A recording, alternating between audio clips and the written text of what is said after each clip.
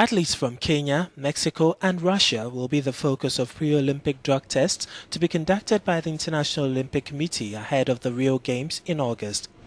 The three countries were singled out by the global athletics governing body because of their non-compliance with international doping guidelines.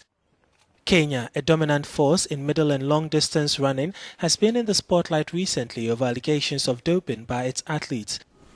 At a press briefing in Switzerland, the IOC's spokesman, Mark Adams, said the action is to protect clean athletes who will compete at the upcoming Games. The fight against doping is a top priority for the IOC, which has established a zero-tolerance policy. Today we are taking further decisive action to protect the clean athletes at the Olympic Games Rio 2016.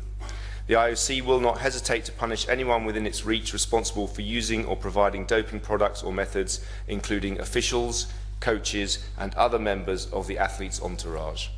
Russia is at the heart of a huge doping scandal, with more than 20 of its athletes testing positive in retests of samples from the 2008 and 2012 Games in Beijing and London. Mark Adams says the IOC will in due course reallocate medals in events where athletes have tested positive for doping. What we're trying to do is make sure that any targeted athletes who have a positive result will be stopped from competing in Rio. That is for us the #1 priority. If we achieve that, that's the most important thing. The reallocation of medals will follow obviously on from that. When that happens in the timescale, that's not for me to say at this stage.